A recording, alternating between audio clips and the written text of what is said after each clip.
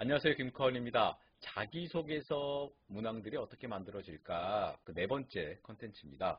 논리적인 사고를 평가하고 싶다. 커뮤니케이션 능력이 있는 지원자인지 알고 싶다. 그 부분인데요. 자, 요거 한번 제가 강조해서 판서를 해보도록 하겠습니다. 자, 봅시다. 지원자가 자신의 생각을, 내 생각이죠. 여러분의 생각인 겁니다.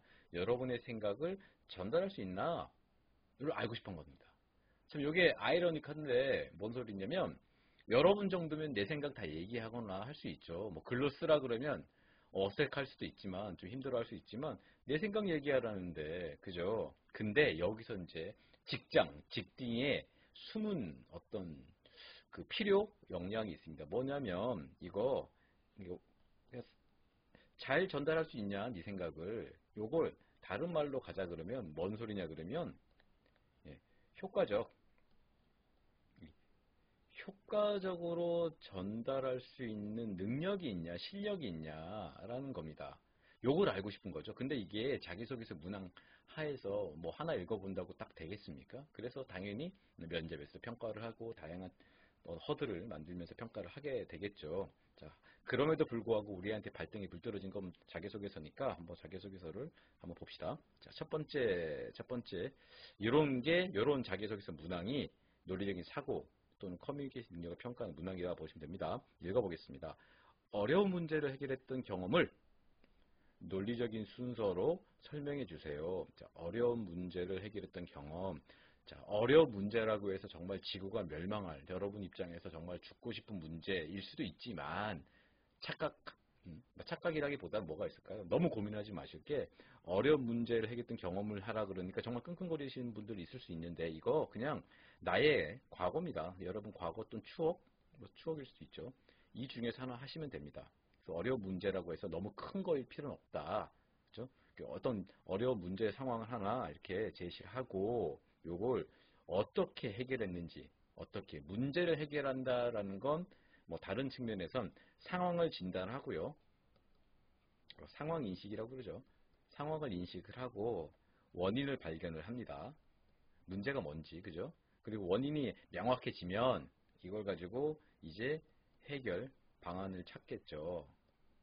해결 방안, 모색, 제가 이렇게 쓸게요. 그리고 나서 마지막 뭐죠? 그죠? 실행이 되는 겁니다.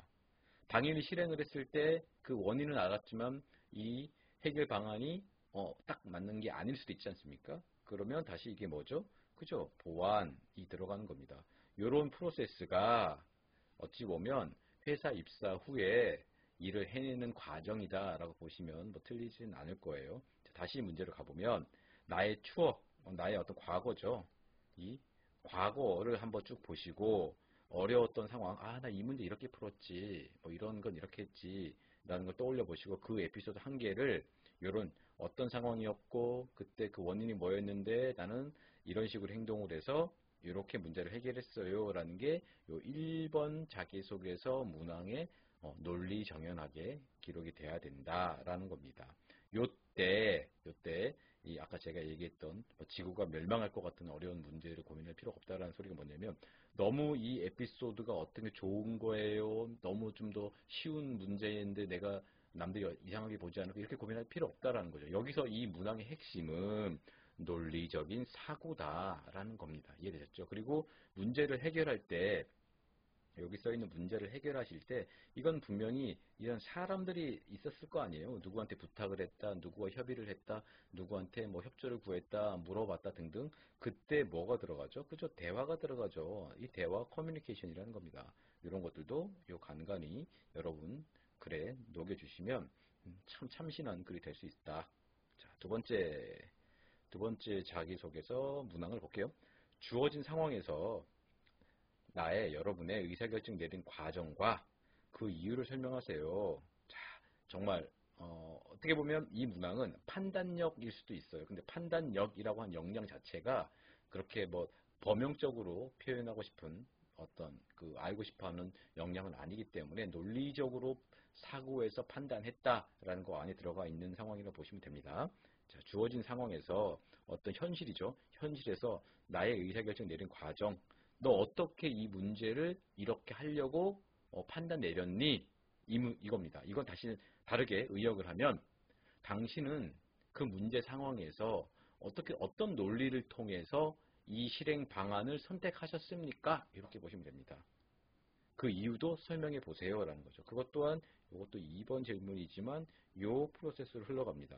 자, 주어진 상황이죠. 지금 여러분 보시는 주어진 상황에서 상황을 인식했기 때문에 내가 원인을 발견했고 그 원인을 알았기 때문에 이렇게 해결 방안이 1, 2, 3 플랜 A, B, C가 있었는데 난 A를 하겠습니다. 선택했던 거겠죠.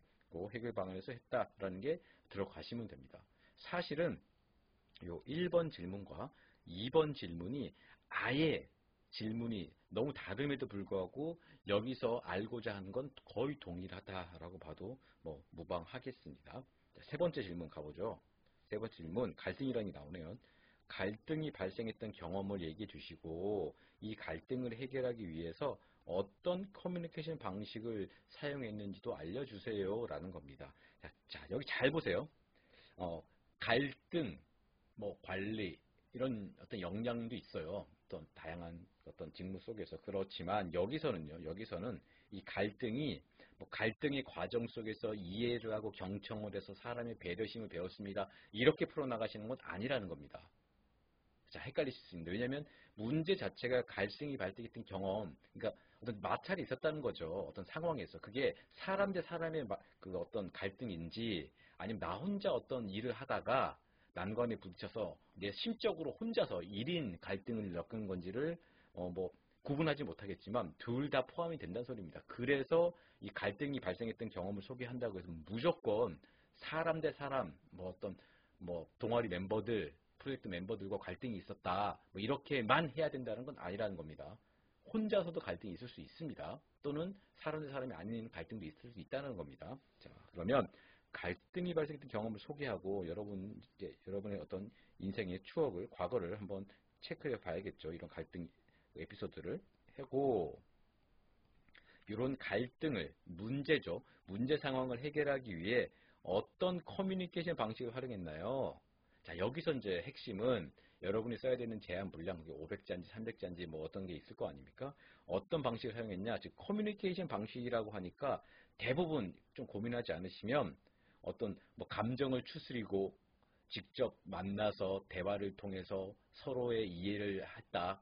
그리고 서로의 니즈를 파악한 다음에 타협점을 찾아갔다. 이렇게 무난하게 정말 교과서적인 얘기를 풀어설 수 있는 사람들이 대부분일 수 있지만 꼭 그렇지 않아도 됩니다. 이 커뮤니케이션 방식이란 소리는 직접 면대면 대화, 그게 대부분이겠지만 면대면 대화 또는 비대면 대화 다 포함이 될 수 있습니다.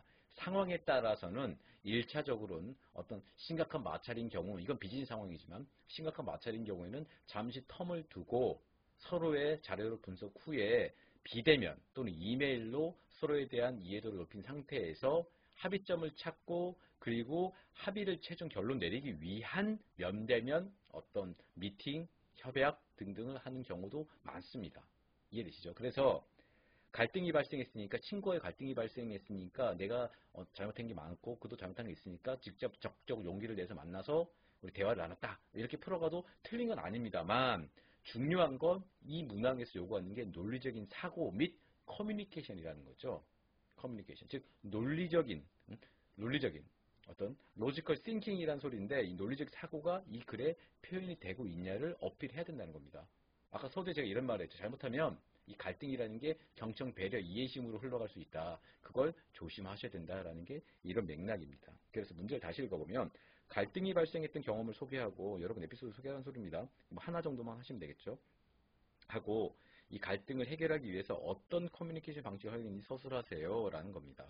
근데 제가 조금 더 팁을 드리자면 너무 식상한, 너무 무난한 방법, 직접 만나서 이해하고 또는 자주 회의를 가지며 이런 식으로 조금은 신선하지 않은, 프레시하지 않은 어떤 표현들을 쓰시면 나의 경쟁자 또는 다른 자기소개서와 차별화가 안 된다는 거죠. 왜냐하면 읽어보는 사람이 이렇게 신선하게 안 느낀다는 겁니다. 그죠? 그리고 여긴 논리적인 사고, 논리적인 사고가 조금 더 부각되도록 만드시는 게 중요하다. 그건 여러분의 에피소드 또는 여러분의 어떤 상황에 따라서 어떻게 이 글이 전개가 될지는 한번 봐야 되겠지만 명심하실 건 이 문항에서 평가하고자 하는 이 요소가 뭔지는 절대 놓치면 안 된다라는 겁니다. 자, 지금까지요, 자기소개서 문항에서 요구하는 것들을 한 4가지로 구분을 해봤어요. 근데 반드시 이 자기소개 문항이라는 게 4가지 범주 안에 꼭 들어오라는 법은 없습니다. 왜냐하면 그 회사마다 또는 그 자기소개서 문항을 결정하는 내부 프로세스마다 또 천차만별일 수 있고요. 또 여러분 아다시피 너무 다양한 조직들이 많지 않습니까? 그런 조직들이 이해하는 폭이 또 너무 브로드하기 때문에 그렇습니다. 다만 잊지 마실 건 그 자기소개서 문항이 무엇을 물어보는지는 한번 진지하게 고민하고, 그리고 나의 글감도 뽑아내고, 또 글감을 그 자기소개서 문항이 요구하는 것, 어떤 논리적으로 어떻게 글을 전개해야 되는지에 대해서도 반드시 인식하신 다음에 표현을 하시면 또 훌륭한 나를 표현하는 그런 문서가 만들어질 수 있을 것 같습니다. 자, 제 콘텐츠가 좀 도움이 됐으면 좋겠습니다. 감사합니다.